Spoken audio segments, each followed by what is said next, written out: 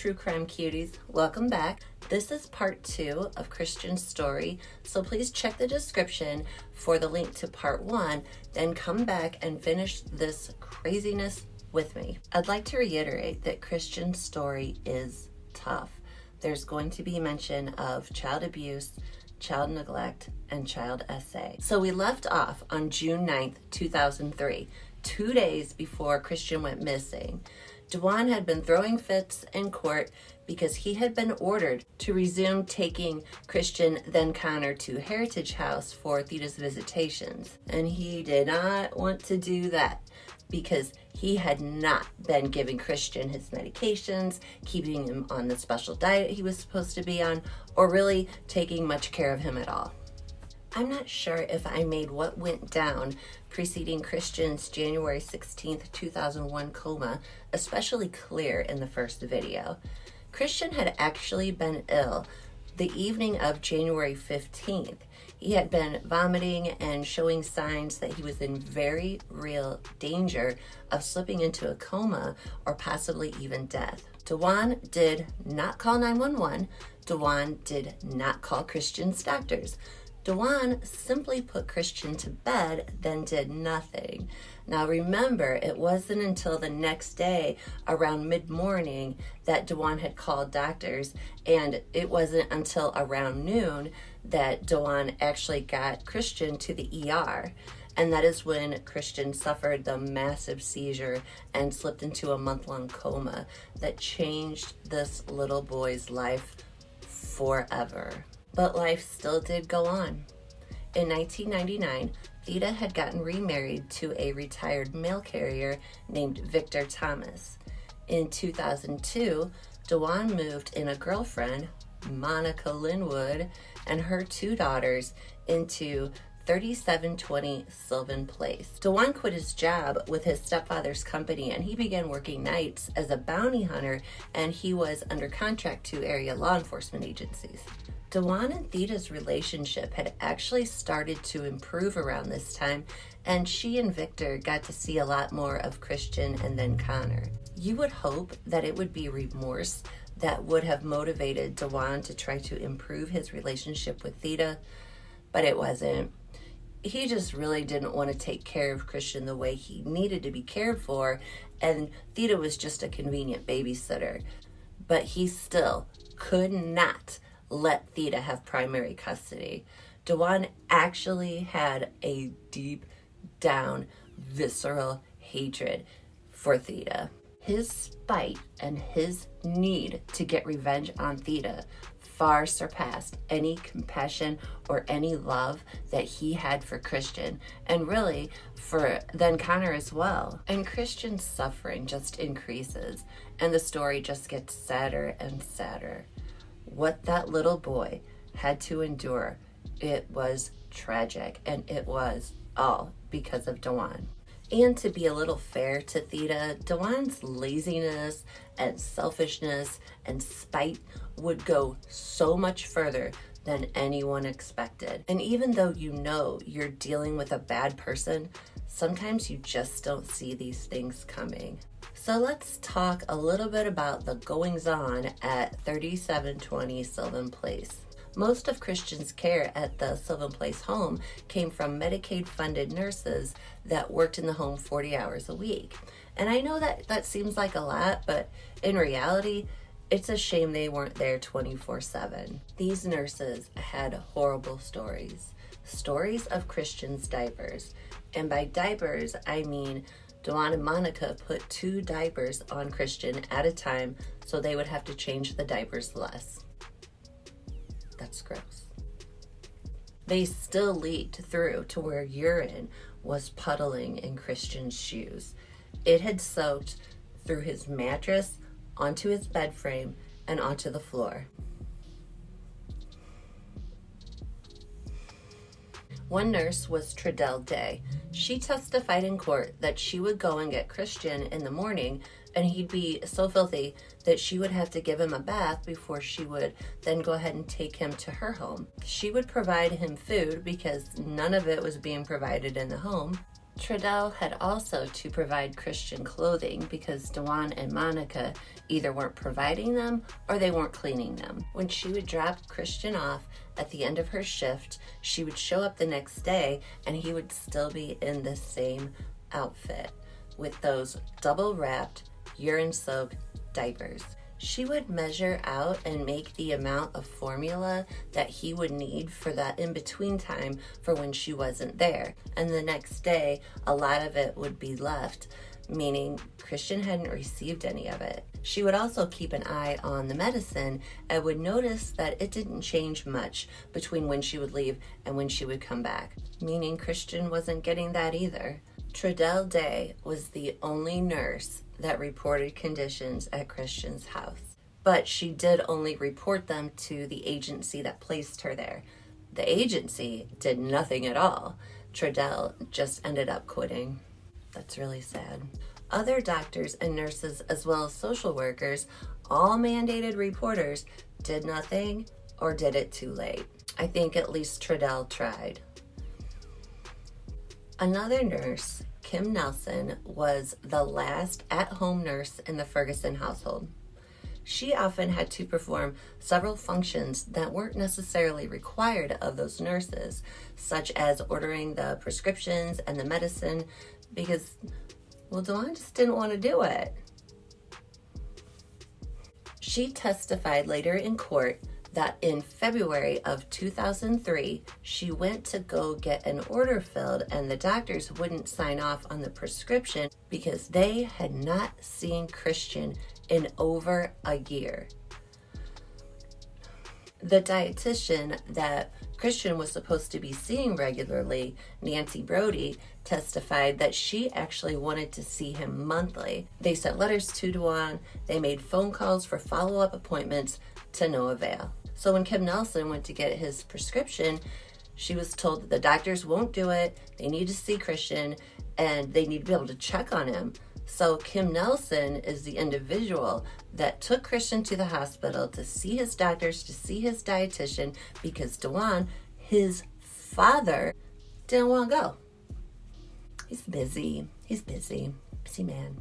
When Ms. Nelson took Christian, the doctor said he had lost a significant amount of weight when he should be gaining weight. You know, kids at 7, 8 years old change quite significantly to 9. They're putting on weight, they're growing taller, and Christian just wasn't. Like, really think about that. A 9-year-old child that was not gaining any height had lost 7 pounds. Think about how much a 7, 8, and a 9-year-old grow. Clearly, that was alarming, and it should have been hotlined, but it wasn't. And that just makes this more sad and more tragic. Everyone failed him. Children's Hospital pharmacy records indicated that medications were supposed to be refilled every 30 days. Of course, they weren't being refilled every 30 days. For several of them, it was 60 days, it was 70 days, 80 days. Some of them weren't filled for over 120 plus days. We thought it was bad when Christian missed 2 days of medication. Yeah, doesn't seem so bad now. An employee at Heritage House said that Dawan had complained of the burden that Christian had become. He said he didn't know if he was going to be able to do it anymore. Do what, Dawan? You're not doing anything. What can't you do anymore? What? Oh, Dawan, you do so much. Remember to take time out for yourself. Now, this next thing is particularly horrifying. When police searched the Sylvan Place home, they found those double-wrapped, urine-soaked diapers. However, there was no fecal matter found in the diapers. What they did find was digested bits of diaper, which would suggest that he wasn't eating anything but his diapers, because that's the only thing that was passing through his body. Oh my God. After MDSS canceled the home nursing because Dawan failed to enroll Christian in school, There was no one left to care for Christian. Dawan didn't bother to do a thing. This is when the medication stopped being picked up. It's when Christian's food, his nourishment stopped being picked up. There was no one there to do it. Dawan wasn't going to do it. That little boy was on his own. They tied him to a bed, they shut him in his room, and they forgot about him. Theta's sister Sharon testified that around Memorial Day of that year, 2003, she had been acting kind of as a go-between between the two, and she said that Dawan went to her house and was saying things to her like, "Can't you get Theta to stop this? Why do we need to go to court? Can't she just wait until the kids are older?" Sharon also remembers Dawan saying to her that Theta will get those kids over my dead body. So what does this tell us? I mean, it tells me that Dawan is complaining to social workers at the Heritage House that he doesn't think he can do it anymore, but yet Theta can't get the kids except for over his dead body, which, okay, yes. That wouldn't have been a bad plan. That would have been a better plan over his dead body. Absolutely. Tensions between Theta and Dawan began to build again. It was and it got crazy.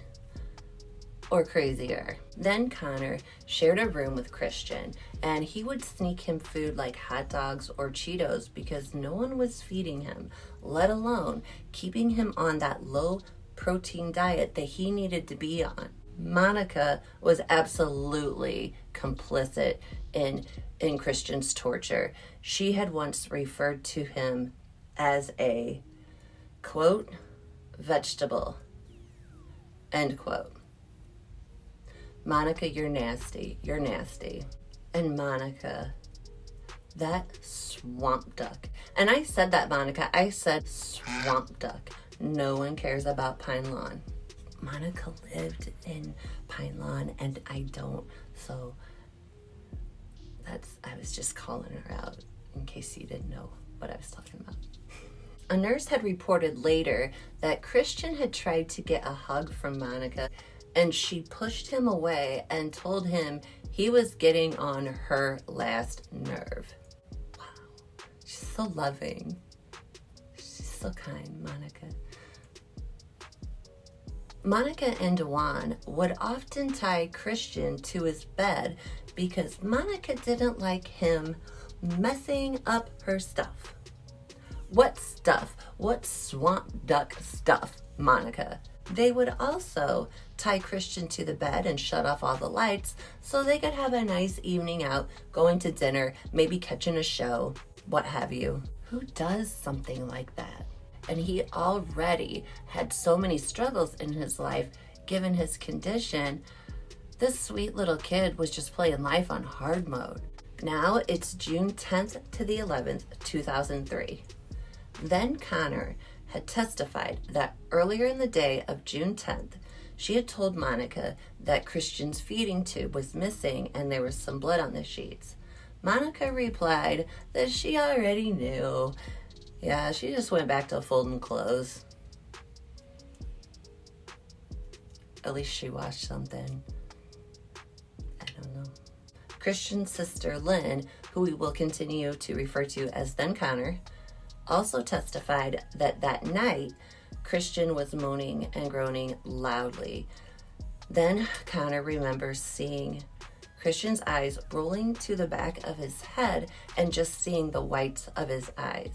Then Connor had been pretending to be asleep, and Dawan came into their bedroom and he took Christian out of the room.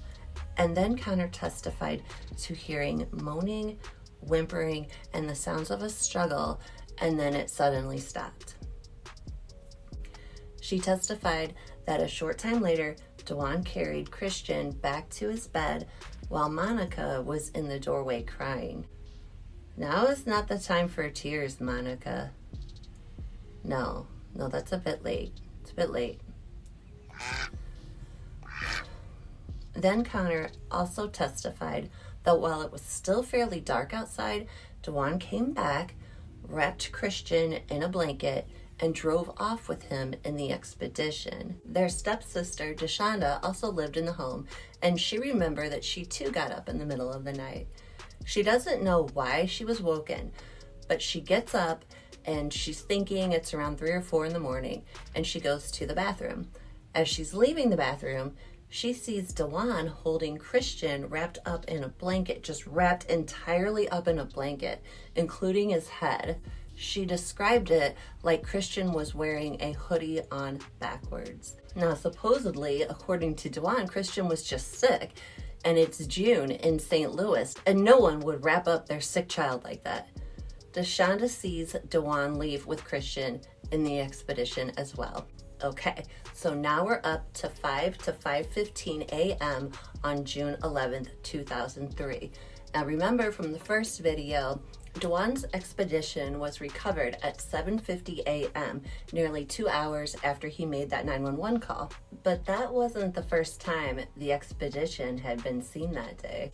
It had already been seen by 2 individuals on Rumbar Lane where it was found. And there's another important address that we need to talk about, and it's about a half mile from Rumbar Lane, but we'll get to that in just a minute. So the 2 residents of Rumbar Lane saw the expedition around 5 to 5:15 a.m., about an hour before Dawan made that 911 call saying that his car had been stolen. An hour. Dawan. One of them said her boyfriend was up early to go to work and he had to leave about 5 a.m. So he leaves and she goes back to bed. Now her bed goes straight up against her window and she sees some headlights coming down the street and she thinks, maybe he forgot something. So she looks out the window and she sees the 99 expedition. Oops. The owner of the house that the expedition was parked in front of saw it there well before 6:07 a.m. as well. And 6:07 is when Dawan made the 911 call. Both of them had been very descriptive. They said it was not quite dark, not quite light, so it was that twilight time in between.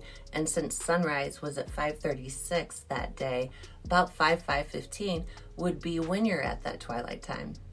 The other address, the one that's about a half a mile away from Rumbar Lane, is a little street called Disco Drive. Remember that, Disco Drive. Like you would forget Disco Drive. You wouldn't forget that. Now this story could go a couple of ways. We'll never know exactly what happened in the early morning hours of June 11th, 2003. Did Dawan just neglect and starve to death Christian, or was it like then Connor said, and there was moaning, a struggle, then silence? I, for one, will never call Lynn Ferguson a liar. And for a long time, we didn't know anything. An entire city waited 16 years wondering when that circus peanut was going to be arrested, while Theda very publicly grieved for her son. At every vigil, every fundraiser, every year on Christian's birthday, you could just feel her pain. And you wondered when or if she would ever see justice. But someone wanted Theda to know what the police knew. Late spring of 2004, Theda's then husband, Victor Thomas, found a blank manila envelope on his front porch. Inside was a copy of the St. Louis Metropolitan Police Department's confidential 33-page investigative report. Wow. Says Thomas, quote, "I sat down, I started reading, and I thought, oh my God," end quote. Thomas saw a timeline police had pieced together outlining Dawan Ferguson's activities preceding his call to 911. He saw the nurse's statements about caring for Christian in the Ferguson household. He saw that pharmacy records had been subpoenaed and police determined that Christian's medications were last requested on April 22nd, 2003, and that last batch had never been picked up. Thomas says, quote, "The more I read, the more I cried," end quote. The report was subsequently given to a newspaper called the Riverfront Times, who released it publicly. It's actually where I got a lot of information for this video. I personally think there was enough evidence back then to charge Dawan, and I don't think I was alone either. Then along comes 2019, and that trout-faced, microwave popcorn-eating sea mammal is finally handed some charges. But it did seem to come out of nowhere. Like, everybody was like, what happened? What now? We don't know. Well, let's talk about it. Bob McCullough, the former prosecutor, apparently didn't want to press charges without a body, and Christian had never been recovered. Then walks in Wesley Bell, a prosecutor who is willing to take it on. There also appeared a woman named Santana Contreras. Who the heck is Santana Contreras? Well, that's a story all in itself. Dawan and Monica were a little bit kinky. That's actually gross. Turns out that they liked thruples. Go on then, I'm not here to judge.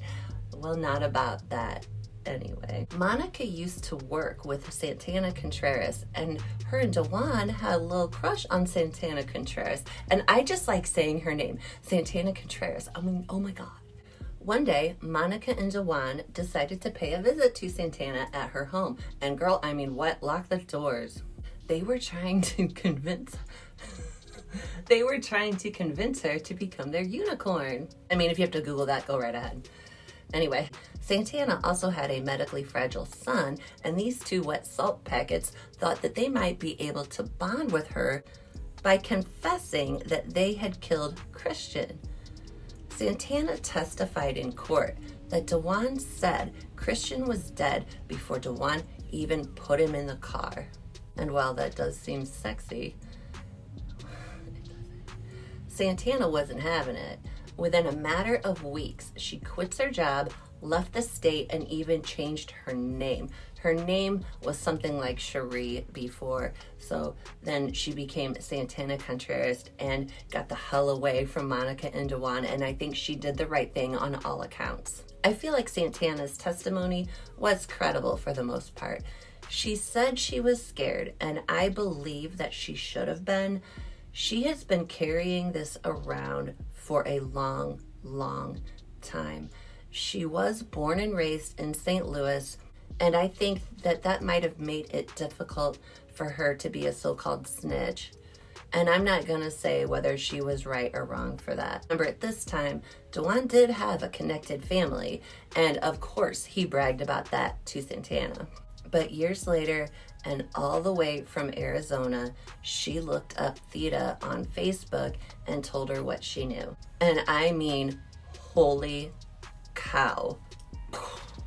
Like I said, I felt her testimony was credible, but really kind of weak to bring these old charges up on Dawan. But, you know, who cares? As long as they happen, who cares? Why ask questions? No, I'm kidding. Always ask questions.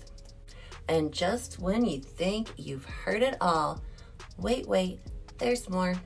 Santana Contreras wasn't the only woman that Dawan and Monica had their eye on. And I'm getting really tired of saying Dawan and Monica, and they need a nickname. But I'm sure that Crotch Itch from Hell is already taken, so I'm just gonna call them Dawanica. Dawanica.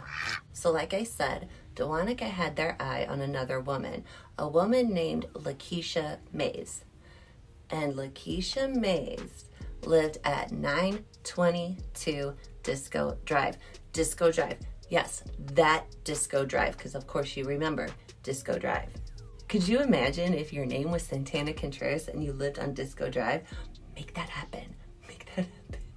About a half mile from Ron Bar Lane is where Lakeisha Mays lived with her tan Chevy Malibu. And that Malibu is seen at the intersection of Page and Hodemont, parked right around the corner from where the payphone was that Dawan made that infamous 911 call. And guess who had a spare set of keys to that Chevy Malibu? It was actually noticed by police during a Fox 2 news report at 7:48 that morning. I guess Dawan didn't think anyone would notice that random car, but he got busted by the news. According to Lakeisha Mays, Dawan himself borrowed her car and somehow, someway, got that tan Chevy Malibu to Paige and Hodemont. Well, Lakeisha, that wasn't very well thought out now, was it? They claimed that Dawan went and got the car, so after he was done speaking with police, he would have a ride. But Dawan was with the police from 6:07 for the next several hours, so he could not have gone up to Disco Drive and gotten that Malibu and driven it to that intersection. It's just not possible. Dummy. Something else happened in 2019. Dawan was charged with molesting Monica's 2 daughters from about 2000 to 2013. Oh, he is a winner. God, sick. It came out in 2018 when Monica filed for divorce from Dawan. Okay, so this is me keeping my promises. Remember from the first video that Theta had made claims that Dawan had been abusing children at the Annie Malone home where he then worked, and nothing was done about it. No one looked into it. Yeah, well, she was probably right. How many lives did this chuck wagon ruin? We'll probably never know. So back to Monica's 2 daughters, and this is very unsettling. It is very disturbing. It is weird. It's bizarre. Dawan impregnated one of the girls twice. The first time, Dawan waited too long to force an abortion. The second time, he did force an abortion. This dish rag tried to claim that the young girl got pregnant because he would masturbate into a condom, and then the girl took that condom and impregnated herself. What? I need a minute. I don't even know what to say here. I don't. I'm gonna go grab something to drink and yeah, I'll be back. The oldest daughter eventually told Monica, and that's when Monica filed for divorce. Probably the smartest and most human thing Monica has ever done in her life. I still hate her though. And she did testify for the defense, which, I don't know, that kind of tells me that she really did have a lot to do with Christian's death. Maybe she doesn't want to raise a kerfluffle and then have Dawan start pointing fingers at her. Because this guy knows no end when it comes to spite. Be careful, Monica. Maybe move. But I mean, can you believe Dawanica? Both of them, trash. And I feel terrible for Monica's girls. I do. And I hope that they can recover and find some peace, move past this part of their history. But Dawanica, trash. I can't say that enough. Trash. And actually, all the other players in this tragedy, from Lakeisha Mays to the doctors who knew of Dawan's delay in getting Christian to the hospital before the 2001 coma, Dr. Dorothy Grange knew of this delay, yet she still didn't hotline this. And when Theta did, Dr. Dorothy Grange told the social workers that Dawan's flu excuse was plausible.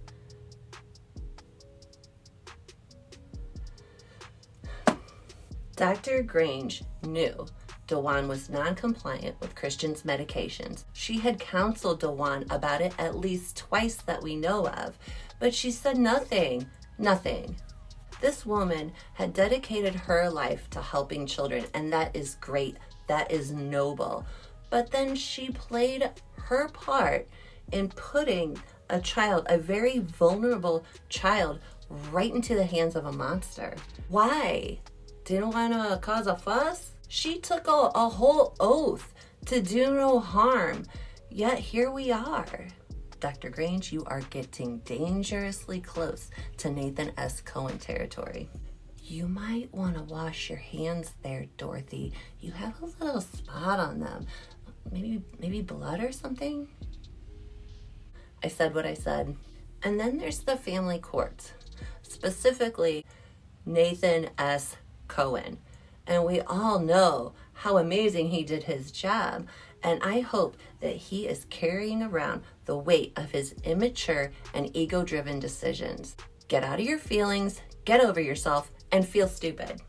I wonder if when the other lawyers are chatting at the courthouse, I wonder if they ask him if he's the guy that handed over that sweet, vulnerable little baby to Dawan Ferguson. And then they're like, nice job, man. I love your work. I think I'm going to email him a link to these videos. What's good, Nathan S. Cohen? And every single agency, every single professional, from police to social workers to doctors that could have helped stop this did nothing. And Theta was even out there protesting. She was picketing. What do you have to do? And I really need to stop preaching before this becomes a three-parter. But can I get an amen? Okay, so let's tie this up in a neat little bow. Dawan was too lazy and too selfish to take care of his special needs child. Christian was just an inconvenience, but he hated Theta so much that he just couldn't give her custody. And then he couldn't continue to allow Theta, the doctors, or any teachers see how Christian was deteriorating. So what's a fella to do? Well, he murders his child and tries to blame it on a carjacking/kidnapping. As you do. After Christian went missing, Nathan S. Cohen and Judge Frawley gave custody of then Connor to John and Dawana Stephan. How does that even happen? Was it John's money and prominence and influence? Did Nathan S. Cohen still think that Theta was wrong? Then Connor should have immediately gone to Theta with an apology from Nathan S. Cohen and Judge Frawley. Cohen tried to say that the judge had no knowledge of anything regarding Christian's disappearance, but I think we all know that's not true. I mean, this story was huge, and everybody knew that Dawan had done something to that child, even if we didn't know the ins and outs of it. I mean, honestly, that's criminal. They had allowed Dawan to still have access to then Connor. That doesn't even make sense. While under the Stephan's care, at least one instance of abuse to then Connor came out. While still a young child, then Connor had said he was performing a chore for Dawana, and she didn't like how it was being done. So she threw a cup of tea into that child's face. That'll help. And then naturally, then Connor began acting out. And really, who was surprised by that? The Stephans, who had remained steadfast right by Dawan's side, voluntarily gave up custody, finally, to Theta in 2007. Jesus, help us, especially those of us at the mercy of family courts. Protect us from guardian ad litems who, if they don't like you, have no qualms about putting your children with a monster and the person that raised that monster. Make it make sense.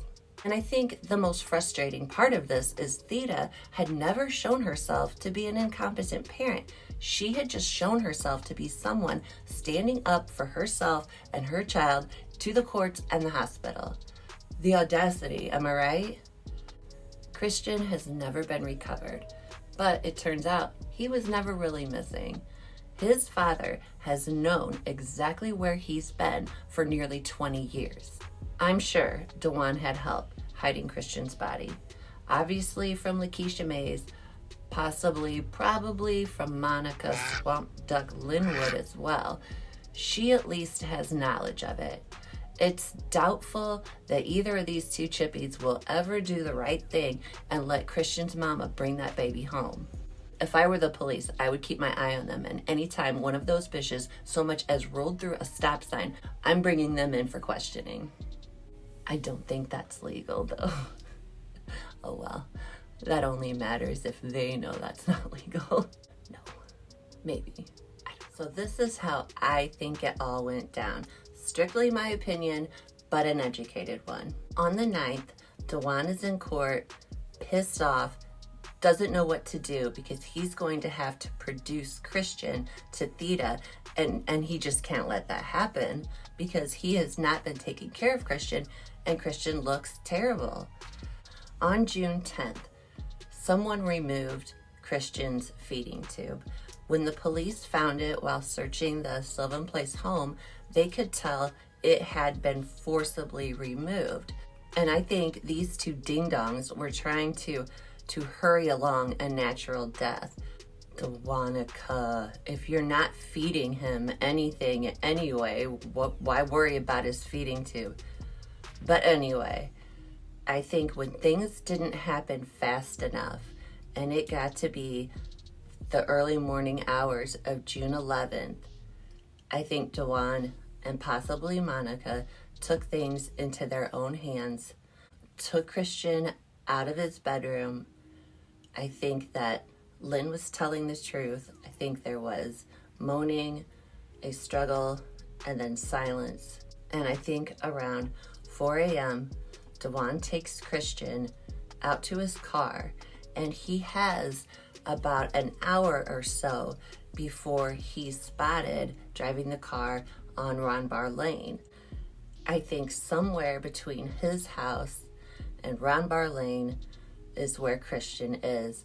His stepfather, remember, had that construction company. Now, there were rumors that he was, maybe put in a hole and then concrete poured on top of him. But I think there would have to be a lot of ideal situations, or a perfect storm, so to say, for that to work out. Dawan had bragged to Santana during their confession to her that the police would never find Christian's body. Then I think he drove the expedition to Ronbar Lane and then walked to Lakeisha May's home on Disco Drive. Now, if you look at this map, you can see that Ronbar Lane and Disco Drive are about a half mile apart, take about 10 minutes to walk there. Now, whether or not he spoke to Lakeisha Mays at that time, I don't know. I do know that he had some items that belonged to Lakeisha in his car the night before, and one of his coworkers, somebody that he was partnering with while bounty hunting, had noticed the clothes. He had known Lakeisha as well, so Dawan had told him, oh, those are Lakeisha's clothes. Well, they ended up back in the Chevy Malibu. So I don't know if he told her, I'm going to put these things in here, etc., or just put the things in there and left. He had a spare set of keys, so he wouldn't have necessarily had to talk to her that morning. So he drives to Page and Hodemont, parks the car, goes around the corner, and makes the 911 call. I'm almost sure that he had a place in mind to put Christian probably since June 9th. And I do believe that he was hoping Christian would just die a natural death. But after that court hearing on June 9th, time was up. Lynn Ferguson had never before said anything about the struggle and the silence, and then Dawan carrying Christian back in for a few minutes and then grabbing him. But I think when you see things as an 8-year-old, you might not necessarily know what you're looking at. Then later, as you grow older, you get more life experience, you have time to reflect. I think she knew then exactly what she was looking at. And she knew that at that time, Christian was already gone. The prosecuting attorney, John Schlesinger, he was pretty good. He was engaging. He landed a couple gut punches in his closing arguments. He did his job at proving beyond a reasonable doubt that Dawan Ferguson is a murderous dingleberry. The defense attorney, Jemiah Steele, did have an uphill battle, I'll give her that. However, her having the personality of a wet dish rag did not help. Obviously, she is an intelligent and capable woman, but she just doesn't have the right tools in her toolbox for this. She would try to ask some really dramatic questions like, oh, and you didn't call the police? But it really just fell flat. Like, she wasn't convinced. And if she isn't convinced that the witness was lying or that her client was innocent, she is not going to convince a whole other 12 people. She also said some crazy things in her closing argument. While listening to the state's evidence this week during the trial, it almost sounded like we were here to decide whether or not Dawan Ferguson was a good parent or not. And that's not a murder trial. But again, this trial is not about whether Dawan was a perfect dad or whether his parental rights should be terminated. But that's what it felt like sitting here this week. What? No. That's not what happened. Dawan's statement at sentencing was just bizarre. He went on for about 25 minutes talking about how awful Theta was, a borrowed jacket, the movie Soul Food, and a cousin that he used to hit on named Florence Henderson. I was like, Florence Henderson? No. Barely a word about his son, and certainly no remorse. Not even any remorse for leaving his car unattended with the keys in the ignition and his sick child lying down in the back seat. Not that any of that is true, but you'd think he'd be clever enough to at least sound sorry about it. I don't know why his attorney didn't just snatch him up and say, "You sound crazy right now. Sit down, Dawan." I mean, did she even look that over for him? She should have, because the prosecutor ended up using his remorseless and ridiculous statement against him in his argument at sentencing. Dawan's sentence for molesting Monica's 2 daughters was life plus 15 plus 7 plus 7 plus 1. I do not know how that breakdown went. So Judge May had to decide if that sentence would run consecutively or concurrently with the life without parole sentence he would be giving for Christian's murder. Concurrently would mean that he would be serving both sentences at the same time, getting credit for both, and consecutively would mean he would have to finish out his first sentence that was life plus 15 plus 7 plus 7 plus 1, and I don't know why they didn't just say life plus 30. I don't know. Anyway, then he would have to carry out the life without parole. And thankfully, Judge May went with having Dawan serve the sentences consecutively. Judge May seemed like a genuinely nice, sweet, good-natured man. Absolutely professional. So while he handed down a harsh sentence, he didn't particularly hand it down in a harsh way. And considering how Theta was treated by the courts, I think it would have been kind of a poetic justice if the judge had spent a good 20 to 25 minutes telling Dawan how much he sucked and how much the rest of his life is going to suck. Actually, the prosecutor did. He did. The audio from the trial was terrible, or I would have included more clips, but you need to hear this. He was a little boy. His life mattered. People that surrounded him sucked. I think that was the best part of the trial, honestly. So anyway, I wish the judge had said something like, "Protect your diddly hole, Dawan. Your stepdaddy ain't got no more money for your commissary, and you are never, ever, ever, ever coming home." Now I have a short little memorial video, and my little boy helped me pick out the song. I think he made a great choice. Good job, kiddo. Your mom loves you.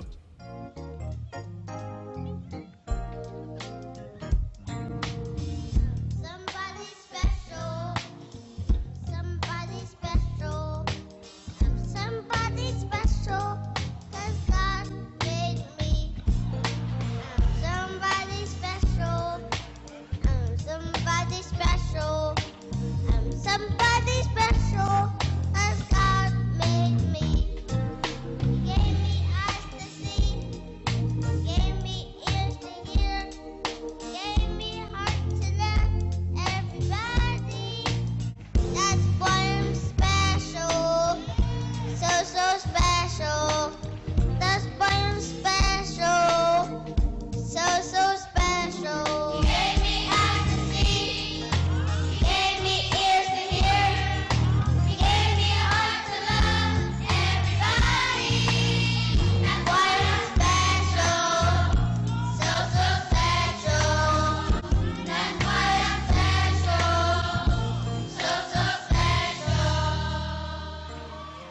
that's all I have for you today, lovelies.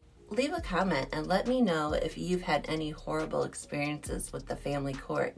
And also, if you think Dawan physically murdered Christian or if he just neglected and starved him to death. I'm always curious about what other people are thinking. So have a beautiful rest of your day and stay safe. Be cool to others and be cool to yourself because I care about what happens to you. Bye.